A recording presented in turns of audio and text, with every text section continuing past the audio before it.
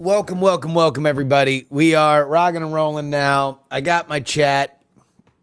Love Restream. I love the fact that Restream is adding live streams, and apparently forthcoming will be a unified live stream chat, at which point I will use them exclusively because that's also the place where I record everything, and I like what they do with AI transcription automatically. So there we go. We are 48 hours away, less than 48 hours away from the big debate. We've got some debate or some election results. Bowman out. Squad member down. Pull the fire alarm because that dude is burnt. Lauren Boebert wins her primary. I assume she won her primary. I have not actually looked at the results. I just know I probably would have heard it if she did not win her primary. And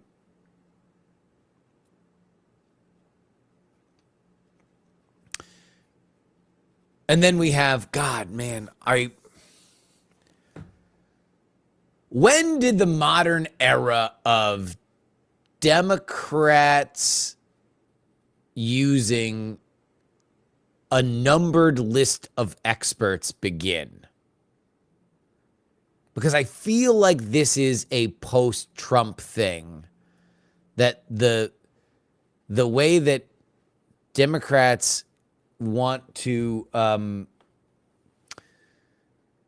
counter the chaos of Trump is to show order. And the way that they want to show order is to have a lot of people agree on a thing and write it in a letter and have a bunch of people sign it.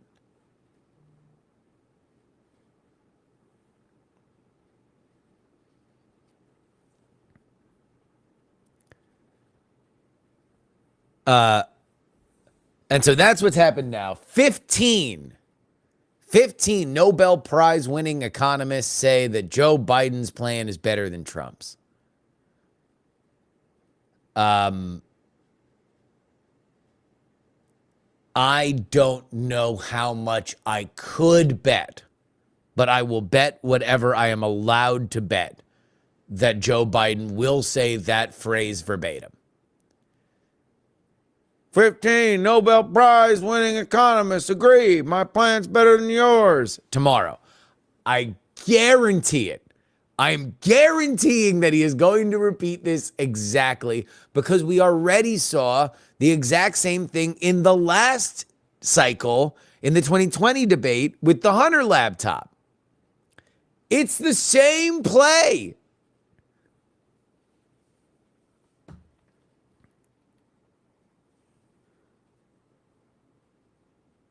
Because I don't think that this happens by itself.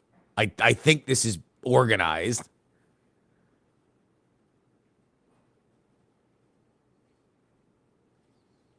What does the Nobel Peace Prize have to do with the economy?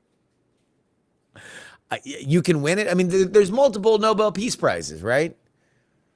There's one or the Nobel Prizes. Isn't there a Nobel for like physics? Is there one for economics? I can't imagine, like, does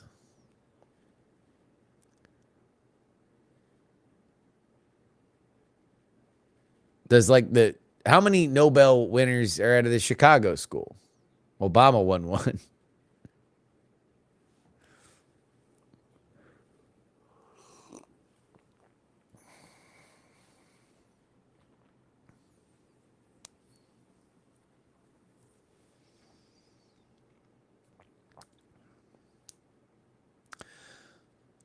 God, I can't remember. My brain is dying. I want to say Jack Welch, but I know he was the CEO. The Chicago Economist. He's kind of like a little crusty, but he was very exuberant. He advised Nixon. What's his name? The economics prize is separate. Milton Friedman. That's it. Thank you. Thank you, Fallen Shroud. Did Milton Friedman win a Nobel?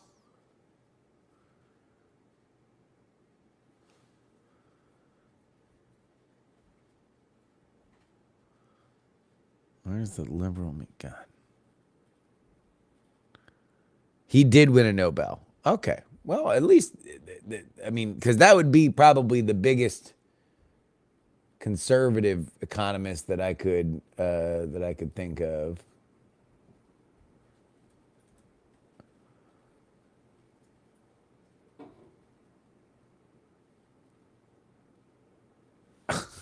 Oh my God, Merrill, Jesus.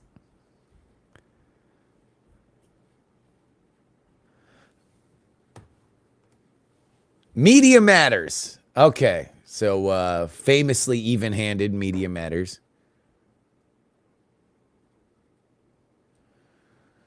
We found 144 articles focused on either Biden or Trump's ages or mental acuities in the period studied.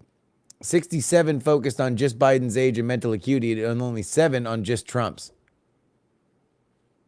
And that's newspapers fixating on Biden's age. Fixating. Maybe it's a top concern with voters. You would think that naturally it would be understood that the oldest president in the history of America running for re-election, that would bring him to the age of 85. When's his birthday?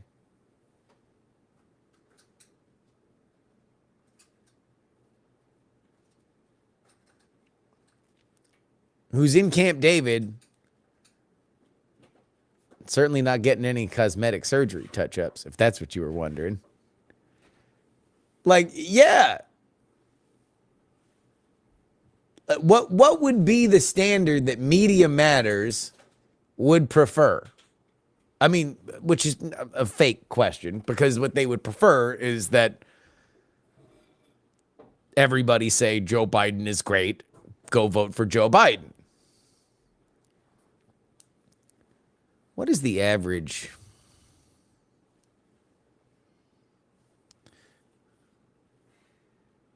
What's the lifespan of the average American? The average lifespan of an American is around 78.8 years.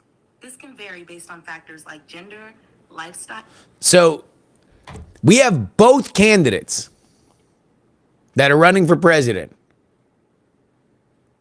that are asking to be in the most powerful, stressful job in the world. In the world.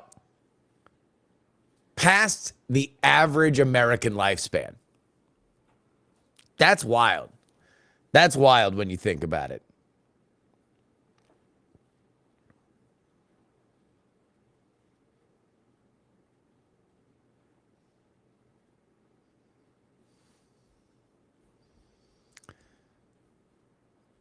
The one thing I noticed in looking at the debate runs of Biden in 2012 is that his eyes were wide open. You look at him now and he's squinting to the point of his eyes being closed.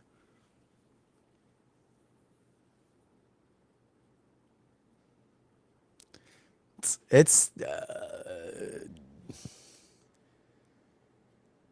facelifts, right? He doesn't have the waddle anymore. He used to famously have the waddle. He had a little waddle, like a lizard. He had a big gobbler wobble that would be underneath his chin. Had it in 2012, and then past that, he started to get facelifts. So that's why but that's part of the reason why he's so squinty. Because the more skin you take away, I mean, because a facelift, you're basically just tightening everything, right?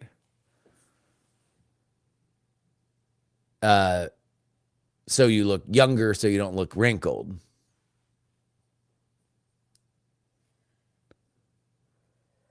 But that's part of it. That's part of why he's just a little bit more pinched, because dude's had some work done. Is that fucked up? Can we say that?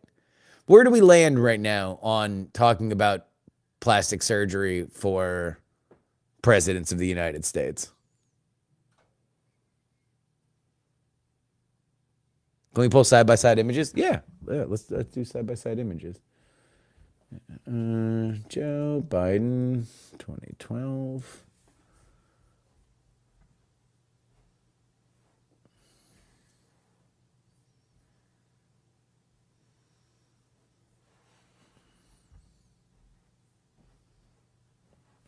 Okay, I'll just do Joe Biden right now. Images. Let's go by most recent.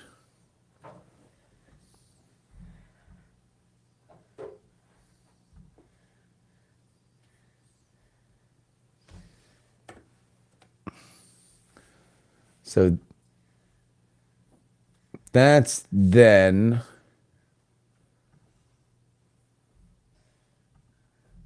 Look at that. Look at that wobble. Wobble with a wobble with a wobble. That gobbler's wobble right there. That's what I'm talking about. That little guy right there. That little guy is gone. That little guy is out of here. There ain't no more. Look, there it is. There's the side by side. No more gobbler's wobble. Gobbler wobble. Gone. Gobbler wobble. Gone. Back and to the left. Back and to the left. Back and to the left.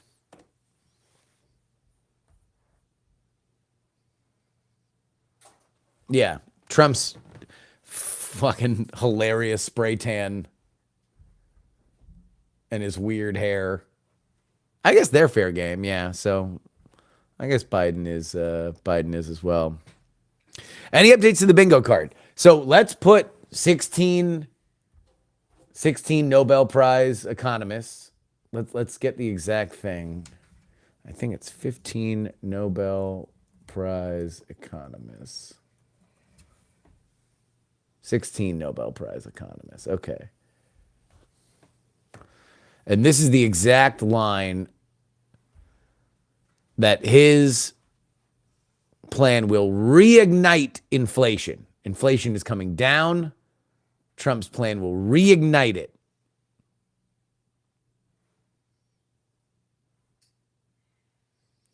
"16 of the world's most notable economists, all Nobel Prize winners, are warning that former President Donald Trump could stoke inflation if he wins the presidency in November and moves forward with his economic plans.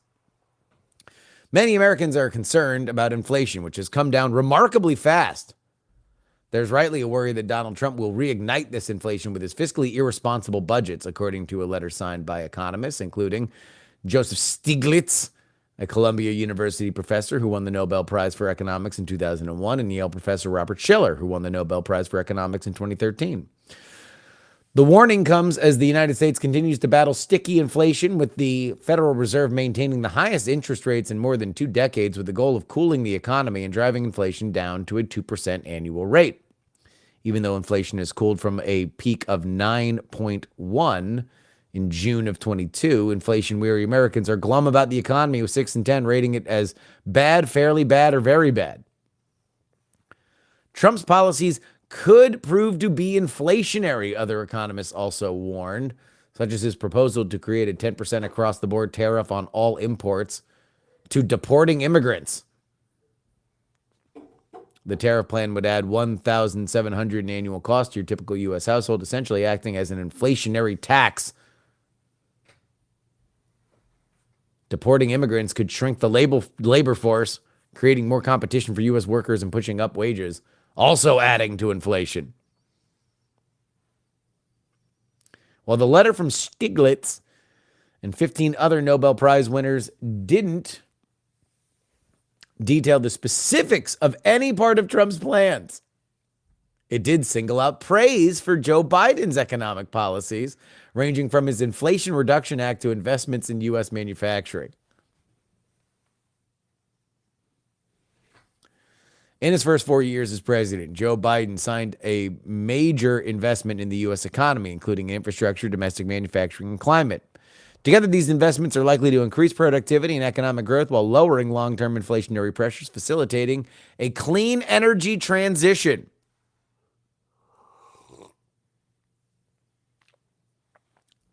While each of us has different views on the particulars of various economic policies, we all agree that Joe Biden's economic agenda is vastly superior to Donald Trump's.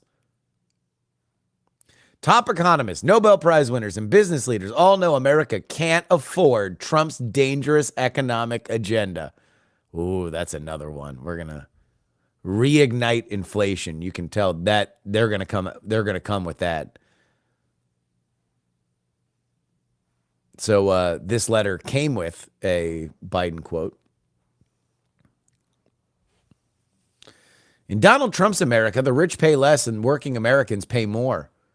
The American people don't need worthless, out of touch. Okay, this is Trump campaign National Press Secretary Caroline Leavitt. The American people don't need worthless, out of touch Nobel Prize winners to tell them which president put more money in their pockets. If reelected, Trump plans to implement a pro-growth, pro-energy, pro-jobs agenda to bring down the cost of living and uplift all Americans.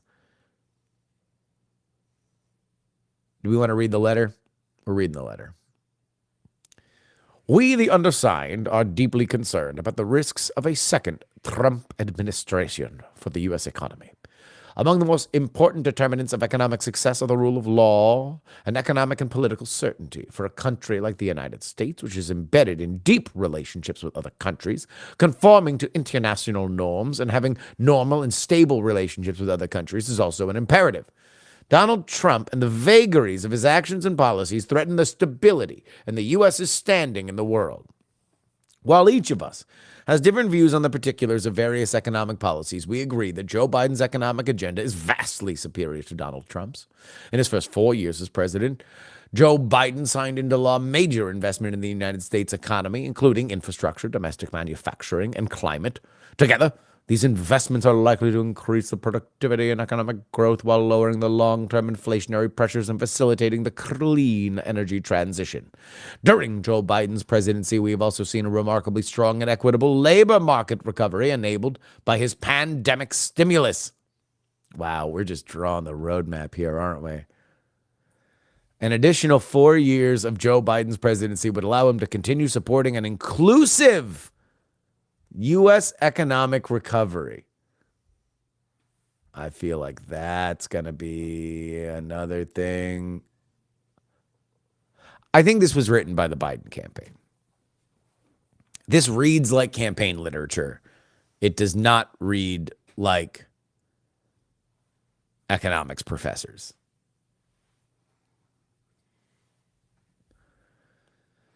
Many Americans are concerned about inflation, which has come down remarkably fast. There is rightly worry that Donald Trump will reignite this inflation with his fiscally irresponsible budgets. Nonpartisan researchers, including Evercore, Alliance, Oxford Economics, and the Peterson Institute, predict that if Donald Trump successfully enacts his agenda, he will increase inflation. The outcome of this election will have economic repercussions for years and possibly decades to come. We believe that a second Trump term would have a negative impact on the U.S. economic standing on the world and a destabilizing effect on the U.S.'s domestic economy. Signed, a bunch of guys.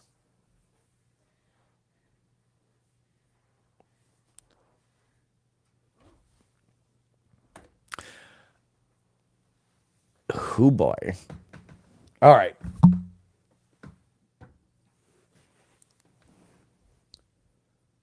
So I'm going to throw 16 Nobel Prize winning economists on the list.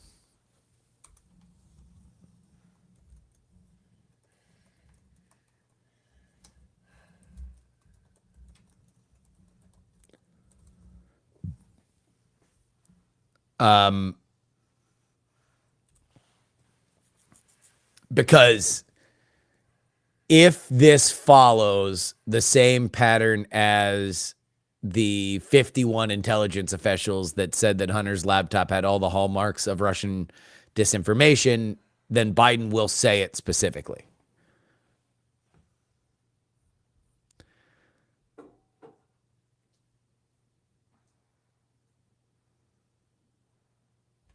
if elites, who are we trying to sway with this? This is Joe Biden's argument tomorrow as to why not only is the economy good, but what Donald Trump wants to do with it is specifically bad. Inflation is cooling. And so, do you want bad inflation again? If you do, then vote for Donald Trump, because Donald Trump equals inflation.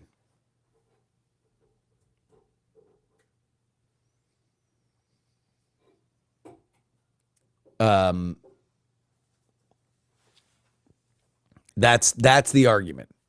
The argument is A, the economy is good. B, Joe Biden or Donald Trump would ruin it.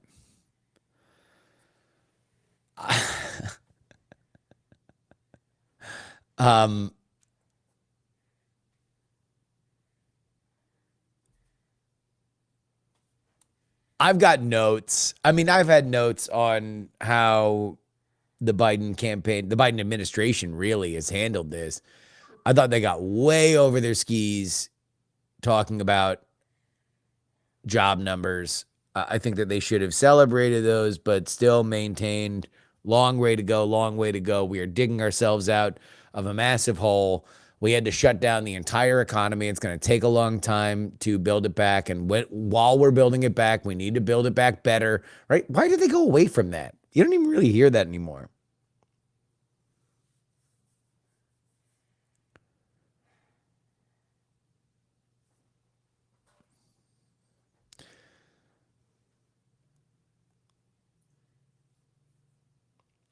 The argument from PX3, Trump left the economy in tatters and I'm cleaning it up, seems like a winning approach, although I hate it when a politician blames the previous administration. Well, but you would have to be kind of humble with it to show that people are frustrated. Here's the biggest problem. The biggest problem is that Joe Biden doesn't have that Clinton in him. He doesn't have that dog in him to say, I feel your pain. I know. Joe Biden.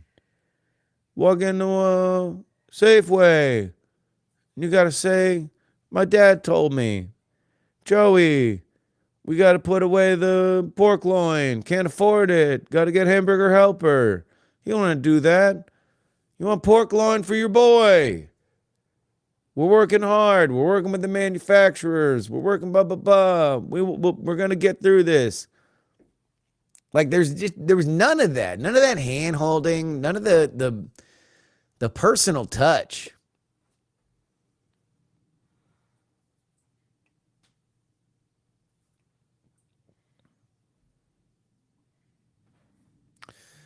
It's honestly hard to tell whose economic policies are worse. I think I'd give the edge to Trump because of his idiotic tariffs. Yeah, I mean,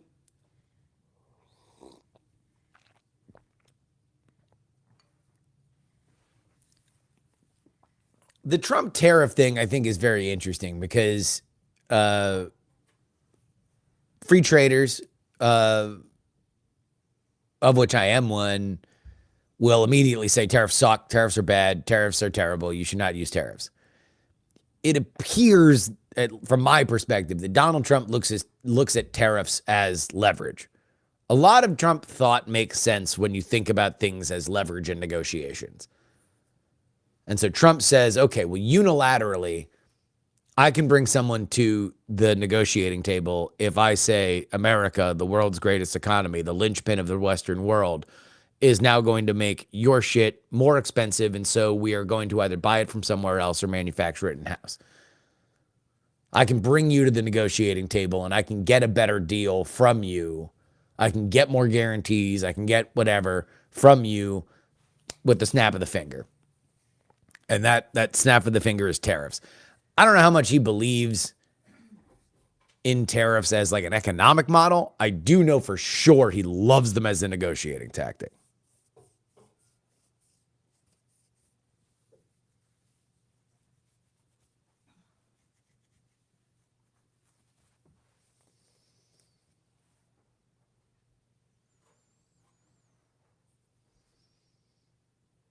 Do we have Trump reciting the names of the 13 when Afghanistan comes up? Ooh, that'd be interesting.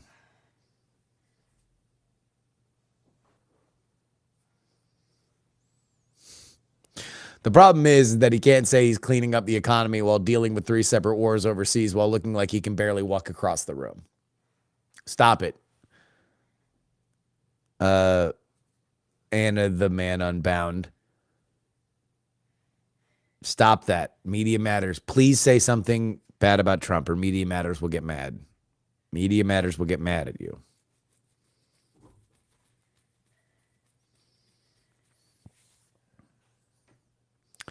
Can a president do unilateral tariffs? No, but the power of the presidency, of him saying I'm going to push for it, that is, I mean, look, everything to him is a deal. Everything to him is a negotiation.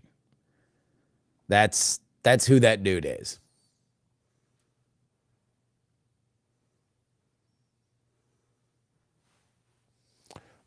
All right, here's our list right now. We will make this. January 6th, Hunter, Operation Warp Speed, Reminder of the Rules, Felon, Conflicted Judge, Ashley Biden's Diary, No Taxes on Tips, Excuse me, Boots on the Ground, Malarkey, Fake News, Joey, Afghanistan, Cheap Fakes, BB, Putin, Roe, Cartels, Russia, Ukraine. You could do either of those.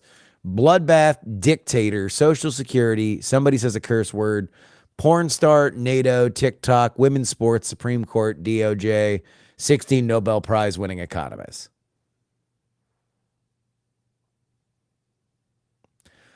Well, are we doing a drinking game or are we doing bingo? What do we want to do? We can really only do one if we want it to spread far and wide.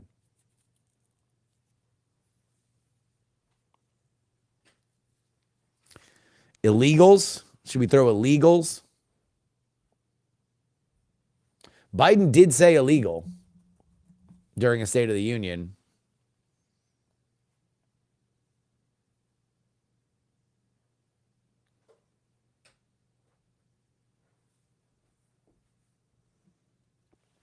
So border-wise, we have bloodbath. Bloodbath is the way that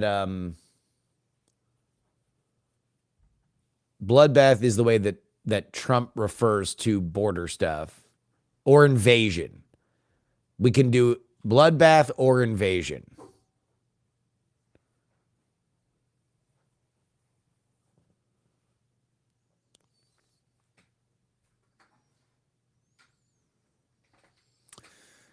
Shut up, man, Jason. I don't know, dude. I don't know if he's going to go back to the scene of the crime on that.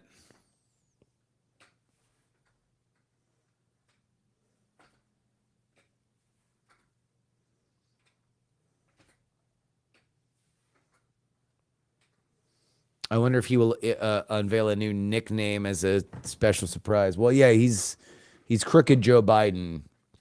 He's not Sleepy Joe anymore. He's Crooked Joe. Bidenomics, but they're not going to say Bidenomics. They ran away from Bidenomics.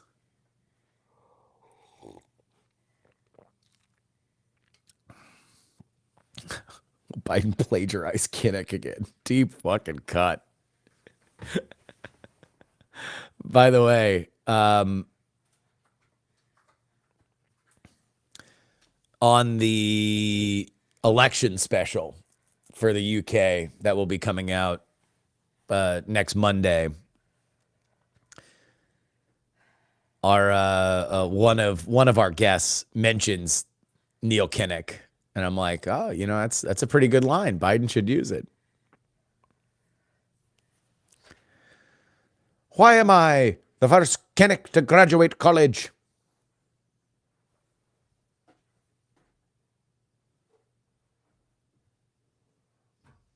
By the way, I don't know if you guys saw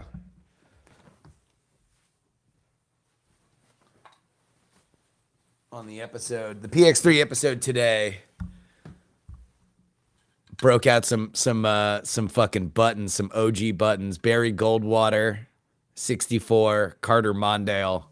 I feel like that's going to be my thing is I want to wear failed campaign buttons.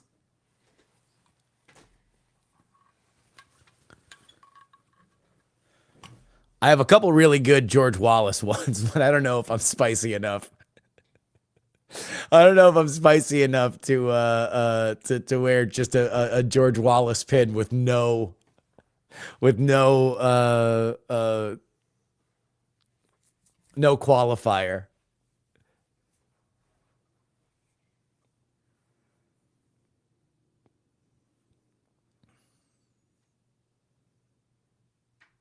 How do I feel about the tune-in being the #2 dive bar per the WAPO? Well, I'd like to go to the #1. That's what I'd like. My favorite failed campaign.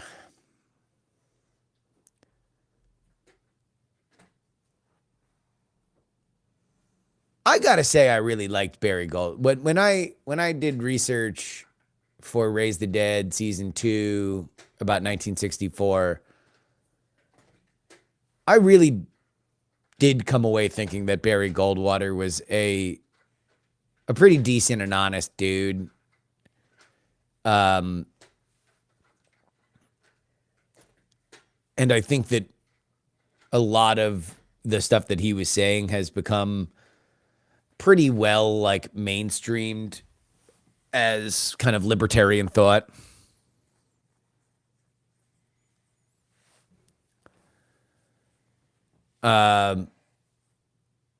But he just got run over by LBJ. I mean, if we're going to talk about failed campaigns, it's like Goldwater was just, LBJ was ruthless, just ruthless.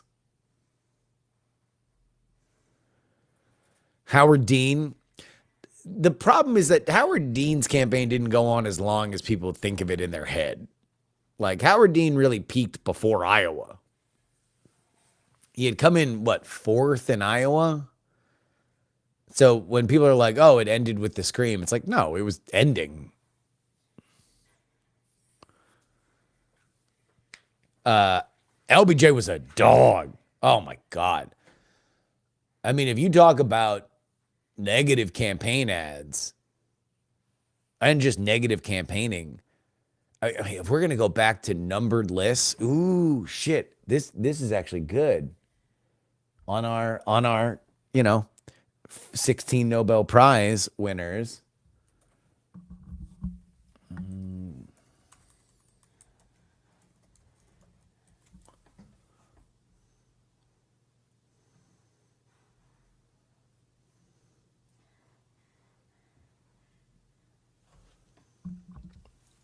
This might be the OG list of experts, right? And it was so dirty that the American Psychiatric Association had to make a rule about it.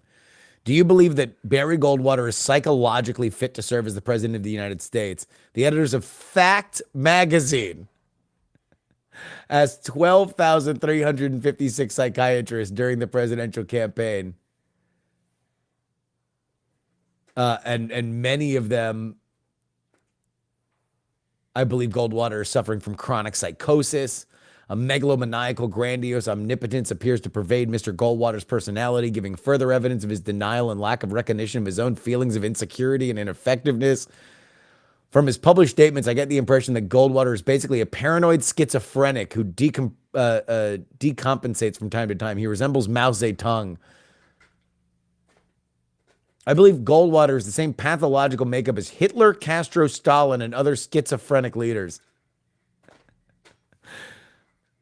But the Psychiatric Association basically said, you are not allowed, if you are a member of our organization, you are not allowed to diagnose people that you are not a doctor for.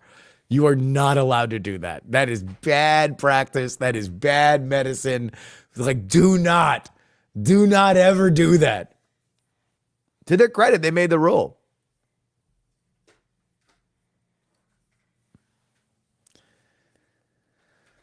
But that was, Goldwater's campaign, which was very fiscally conservative, made the argument Their slogan was "In your heart, you know he's right." LBJ countered with "In your guts, you know he's nuts." But that was the idea. He's crazy. He's insane.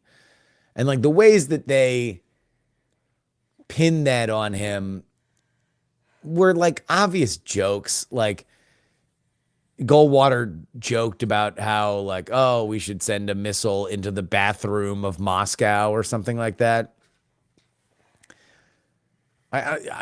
In reading the quote, it seemed very far-fetched to me to believe that Barry Goldwater was specifically talking about bombing Moscow with a nuclear weapon.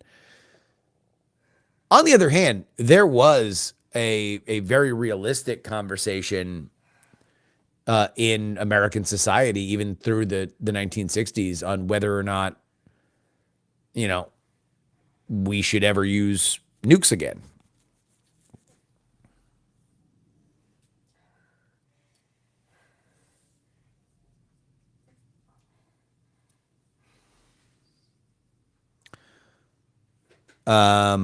Supreme Court just favored Biden 6-3 on the social media coordination thing.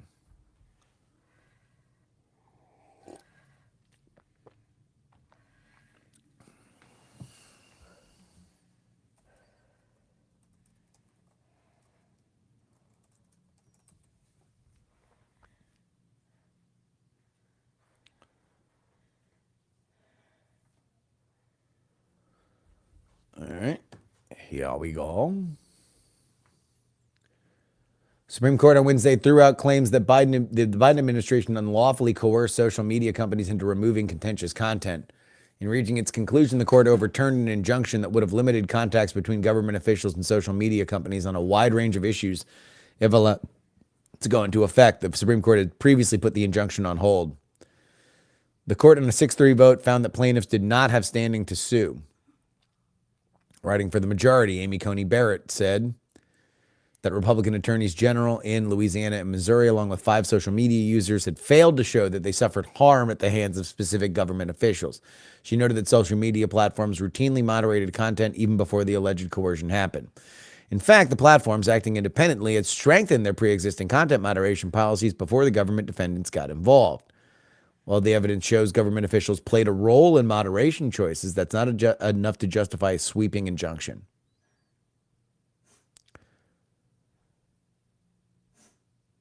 The states allege that a Louisiana state representative's Facebook post about the COVID-19 vaccine was restricted because of government intervention, but Barrett said there was no evidence to support the state's allegations. Jan 6 warrior Sam Alito wrote a sharp dissent, joined by Clarence Thomas and Neil Gorsuch.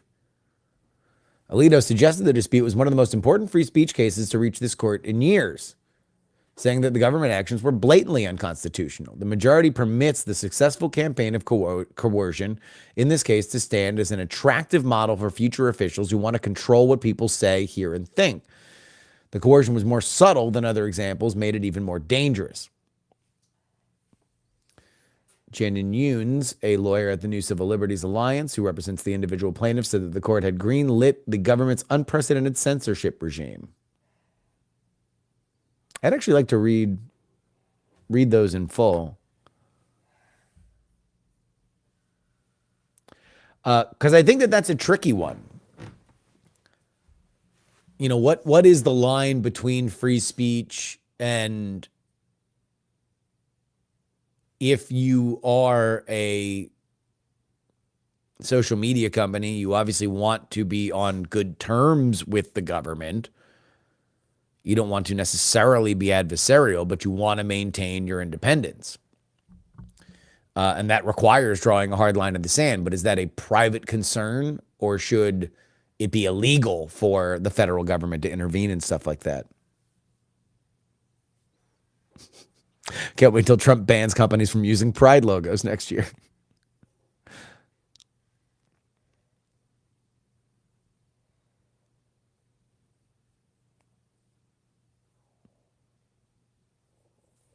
All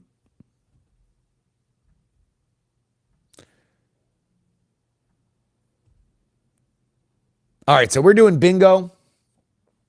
You guys decide decide on this. I'm going to go get another cup of coffee, but you guys decide on whether or not we're doing bingo or we're doing a drinking game.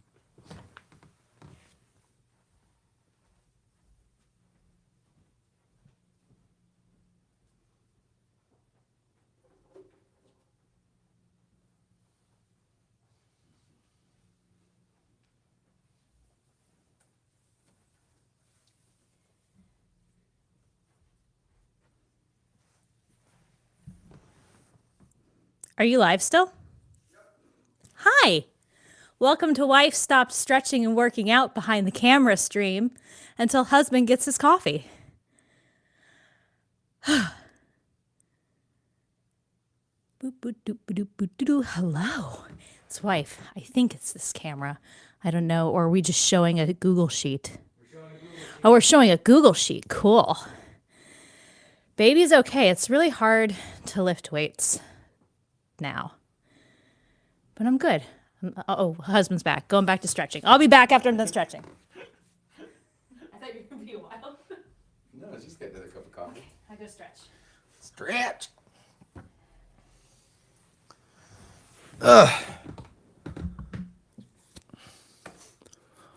Did I get the grabber in the P.O. box? No, we have not gone to the P.O. box in a couple days, so we will go there today. Just another pilot is asking Ash. Oh, she's watching her video.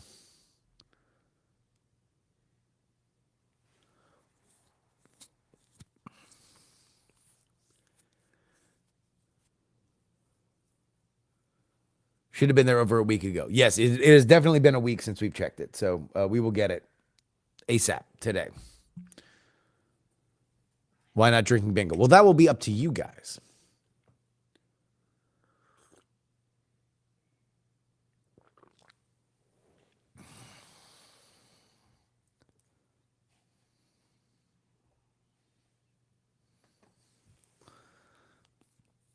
Malort tastes like this election.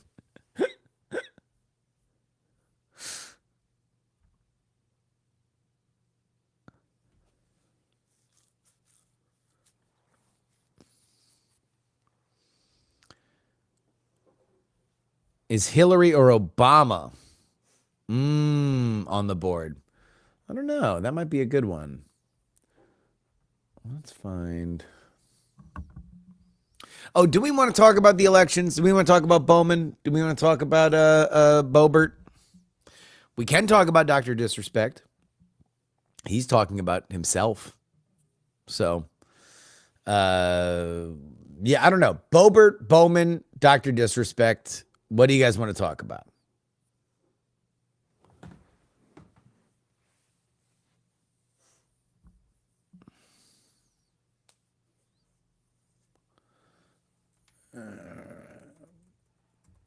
Boebert primary.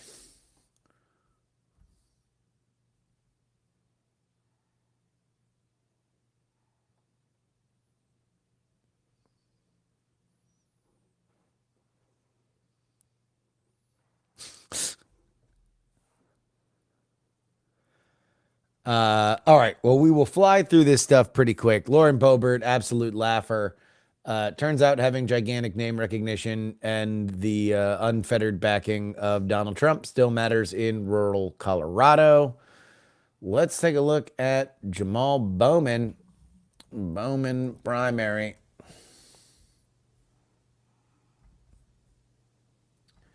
Results.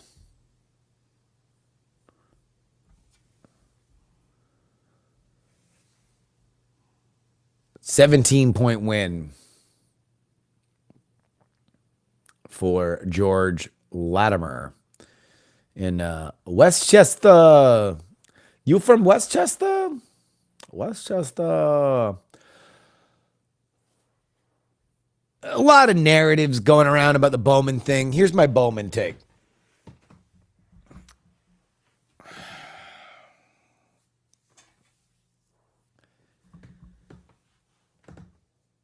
He was a byproduct of the Bernie AOC machine and the revolution that gave political efficacy to a lot of Justice Democrat candidates.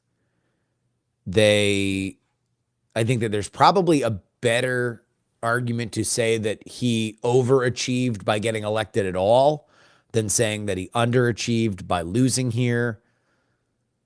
Tack onto that the fire alarm, tack onto that the beat poem about how America deserved 9/11 in a place where you had a lot of people that died on 9/11 in the Bronx and Westchester. So like, and that's before we get to what everybody's going to talk about on the left, and that is Israel and AIPAC. I get a little queasy with the AIPAC stuff. AIPAC is a bipartisan organization that donates to people that have strong records on Israel. Israel is an ally of the United States. It is done above board. It's not like the Qataris throwing bars of gold in Menendez's safe. So if you are going to pick a fight with a well-moneyed lobby, I don't know. I feel like Bowman, I think he was a flawed candidate and he lost.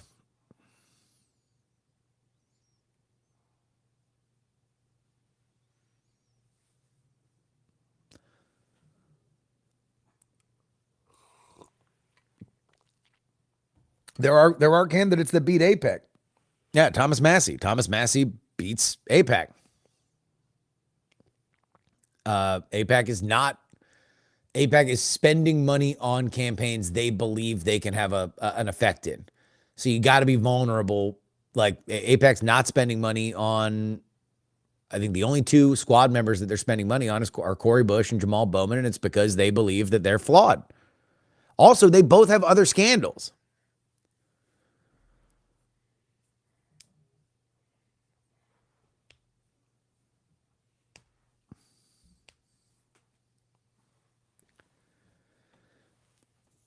Wolfie Harville, it's impossible to defeat an irregular force with a conventional military means. All they're doing is radicalizing more Palestinians, and the cycle will continue. I think that it's a little bit more complicated than that. I don't know if you're going to defeat jihadism. Jihadism is a philosophy. Hamas is an organization with a leader. I think if Yahya Sinwar were dead tomorrow, that would be a military victory. Anyway, we're not going to get caught in the mud on there.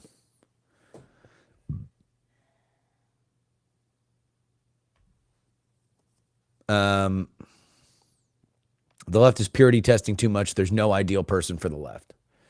I mean, we also just need to get out of online discourses a lot of times and just focus on the numbers, focus on focus on what voters the candidates need to appeal to.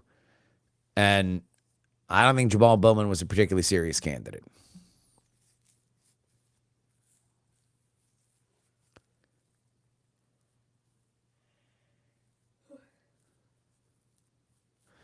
Okay. Did you guys not know about the Jamal Bowman 9/11 poetry?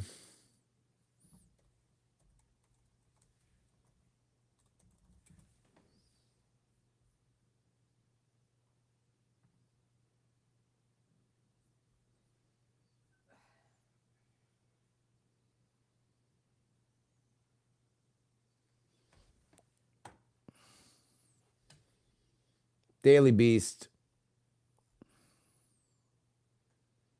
January 30th of this year.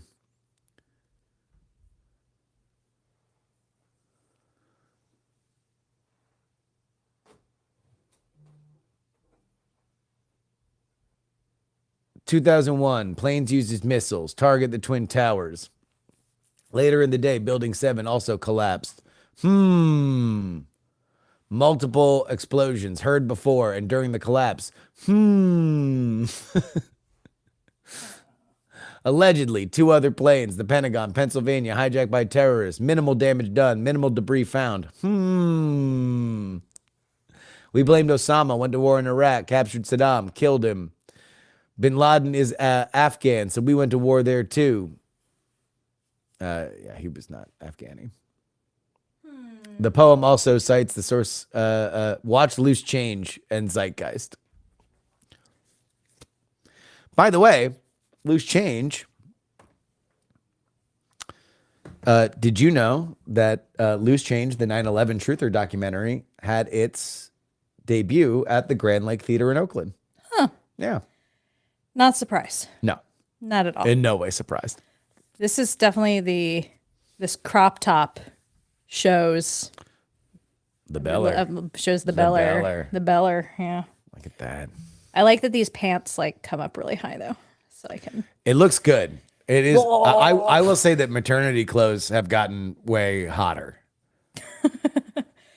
Like, because you have athleisure that Yeah. I think it looks good. It accentuates the fact that you have a belly, but it doesn't make it look like you are like it's like not too flowing or anything like Well, that. you can still buy those clothes, but I don't know. I like clothes that touch my skin. I've got 2 pairs of these pants, one in pink, Yeah. and one in black. And it's nice because I can actually fold this part down, and then it'll kind of like hug the bottom half of my belly and like makes it feel supported, like a push-up bra. Yeah. But for my belly. Look, I make as many jokes about Building 7 as anybody. What happened to Building 7 is 2 gigantic skyscrapers collapsed next to it.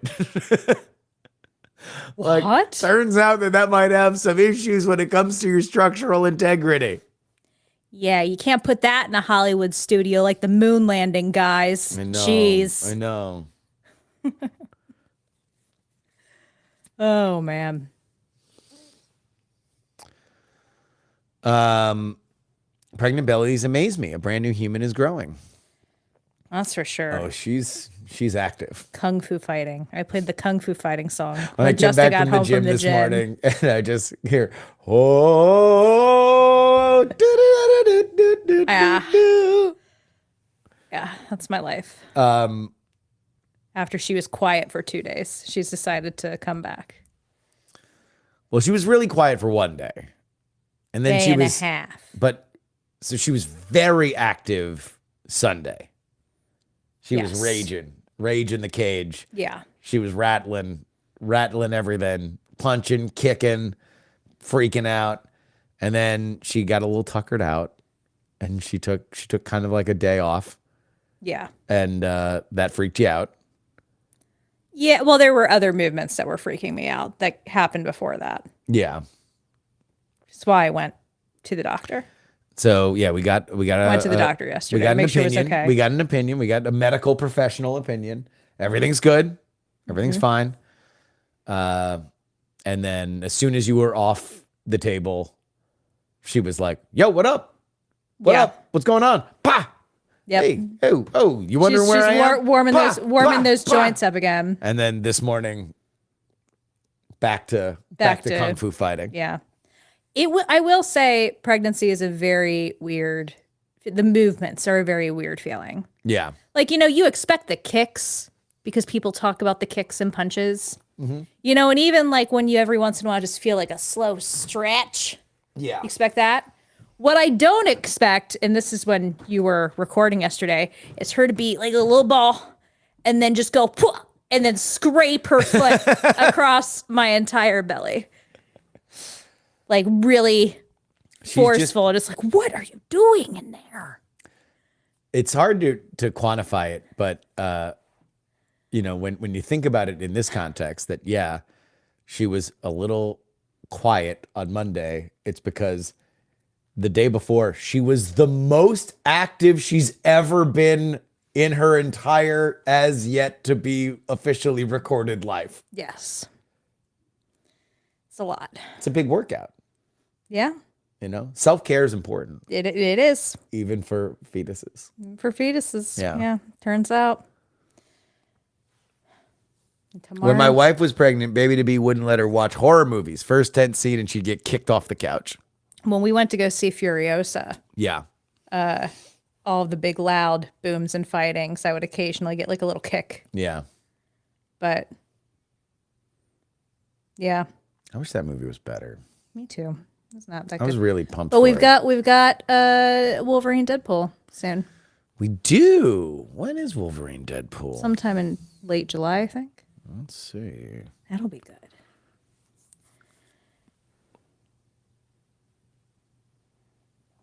Yeah, I found a lady. She's had a baby now, so I use Peloton. July 25th. Yeah.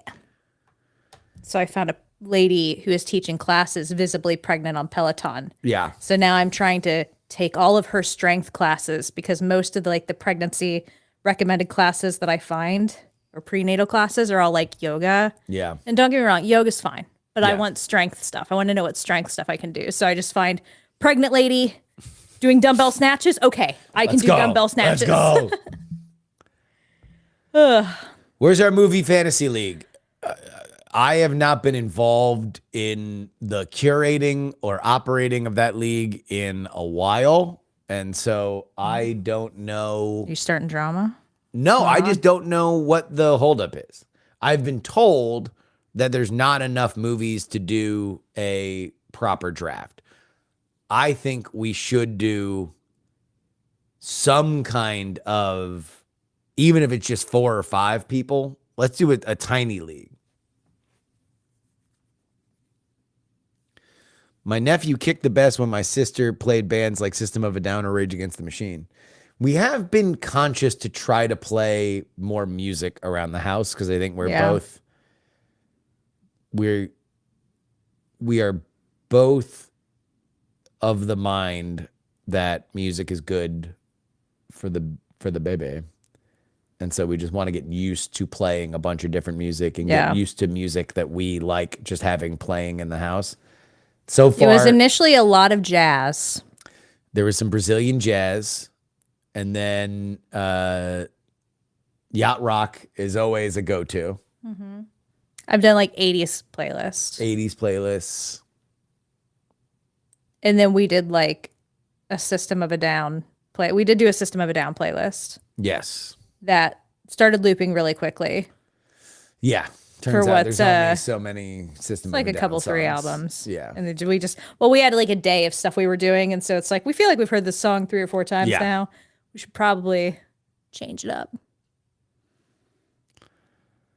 Should play a Girl Talk album. That'll churn through a bunch of stuff. We haven't done that yet. I like how it took one day for the right-wing Reddit to switch from free Assange to Assange is a pedo since they can't give Biden a W. Yeah, no, I mean, we're going to talk about Assange on We're Not Wrong because I do think that I saw that this morning. I do think that's a really fascinating story.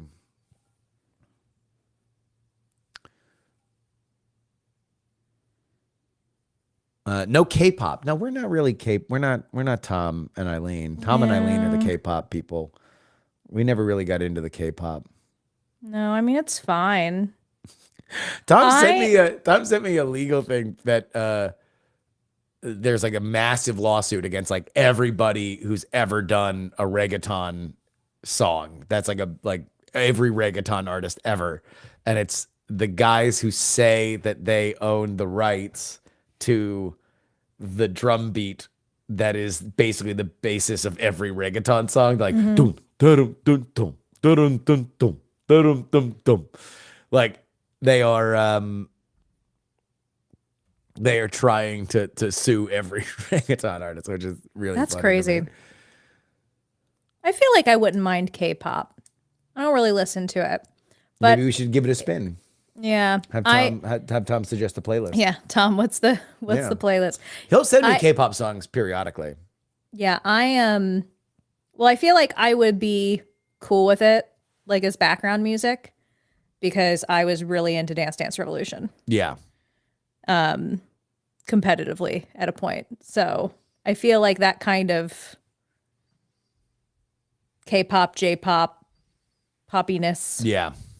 I mean, I'm sorry, I would not be able to tell K-pop and J-pop apart, probably, because I don't listen to enough of it. I've probably been more exposed to J-pop via DDR. From what I've seen, K-pop is a little bit more influenced by, and I'm sure all of this is blended, but J-pop was influenced by American pop in like the 90s when that's when it was like really, really popular. So it was like a deviation. It was like an alternate universe where it's like, oh, okay, what if big artists took these different kind of like things? Whereas K-pop now, there's like a lot of rap. There's a lot of, it's like very post 2015, post 2010 type of music. Baby metal would be J-pop, right? Yes. Yeah. In that they're Japanese. Yes. I don't know if baby metal is really, well, they do like poppy riffs with their wrestler man. Yes. Does he still wrestle? Who? Because wasn't the baby metal guy, wasn't he a wrestler? I don't know. I think he was.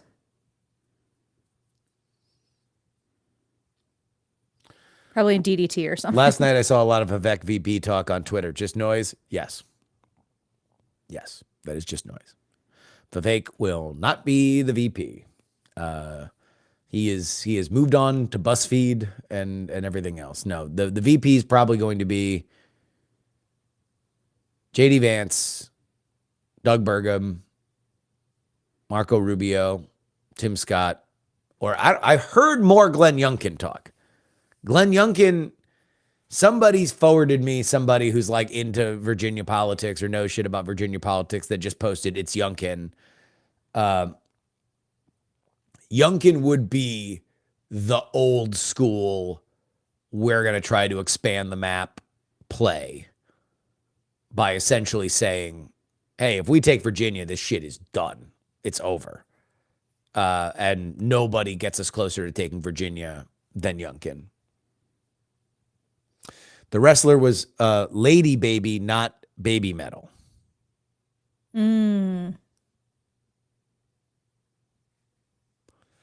But Lady Baby is the guy that's in.